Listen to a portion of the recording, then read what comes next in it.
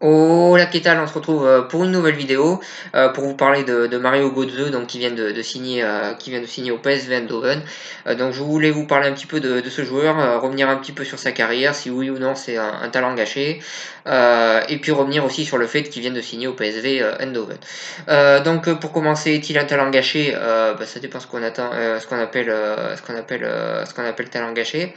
Parce que c'est quand même un joueur qui a eu une bonne carrière, qui a eu la chance de pouvoir jouer pour sa sélection nationale, de marquer le but le plus important de l'histoire, l'un des buts les plus importants de l'histoire du football allemand en leur permettant de gagner la Coupe du Monde. Donc c'est quand même pas rien et c'est quand même quelque chose d'intéressant qu'il a fait. Et voilà, il a quand même fait des bonnes choses. Son premier passage à Dortmund était très intéressant, ce qui lui a permis de signer au Bayern. Ensuite, au Bayern, il y a eu des hauts et des bas, mais c'était pas ridicule non plus ce qu'il a fait au Bayern. Maintenant, c'est vrai que ça manquait un petit peu de régularité. Et son retour à Dortmund a quand même très mal fini, où il jouait de moins en moins à la fin. Et c'est vrai que c'est décevant. Mais c'est quand même un joueur qui a une carrière intéressante, qui a joué que dans des grands clubs et qui continue de jouer que dans des grands clubs.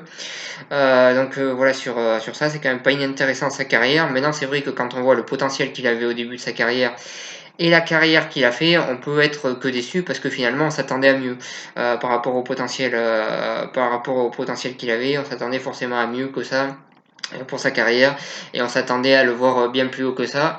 Mais malgré tout, quand on regarde sa carrière, on se dit que sa carrière est pas si mauvaise que ça, elle est plutôt bonne dans l'ensemble. Donc pour moi, c'est pas un talent gâché, même s'il aurait pu faire bien mieux en termes de potentiel. Mais pour moi, c'est pas un talent gâché parce que sa carrière est quand même intéressante. Et à noter aussi bien sûr qu'il a eu quand même pas mal de blessures il a eu pas mal de blessures dans sa carrière et que c'est toujours compliqué à revenir d'une blessure. Et quand on en a plusieurs, c'est quand même compliqué toujours de revenir. Donc il a réussi quand même un petit peu à revenir à chaque fois. Et sa carrière n'est pas inintéressante jusque-là, même si bien sûr on aurait pu s'attendre à mieux. Mais je pense que les blessures ont gâché quand même bien sa carrière. Et que derrière, c'est vrai qu'il aurait peut-être pu faire mieux, mais je pense que les blessures ont beaucoup joué sur ça.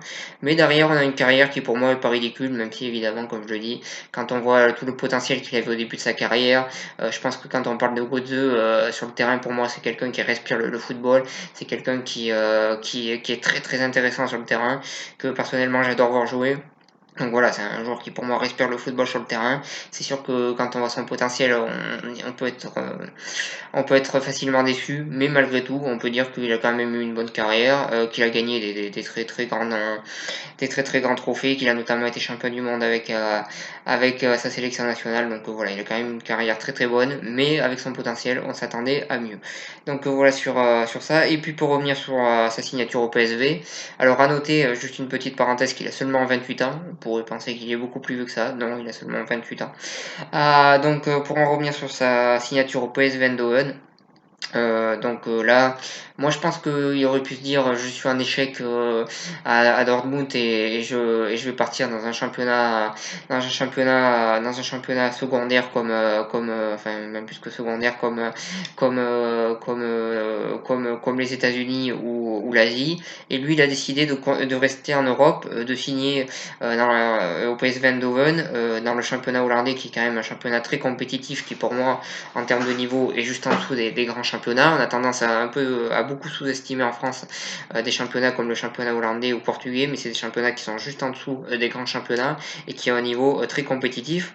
Voilà, c'est quand même une signature dans un club où il va avoir énormément de pression. C'est l'un des plus grands clubs hollandais. C'est un club qui espère tous les ans remporter le championnat national. C'est un club qui cette saison va jouer l'Europa League et je pense va tout essayer pour essayer euh, je pense va tout essayer je pense va tout essayer pour aller le plus loin possible dans cette compétition. Et donc c'est quand même un choix d'un club où il va y avoir de la pression, où il va se passer des choses intéressantes et où il y a des enjeux intéressants. Donc pour moi, ce choix de choisir le PSV, c'est le choix de partir quand même dans une équipe, dans une très très bonne équipe, dans un bon championnat. Et même si ça fait pas partie des grands championnats à l'heure actuelle, c'est quand même un très bon championnat et c'est le choix de continuer continuer à jouer dans un championnat compétitif et c'est la preuve qu'il a envie encore de montrer des choses dans le football et pour moi c'est un excellent choix d'avoir choisi cette équipe-là.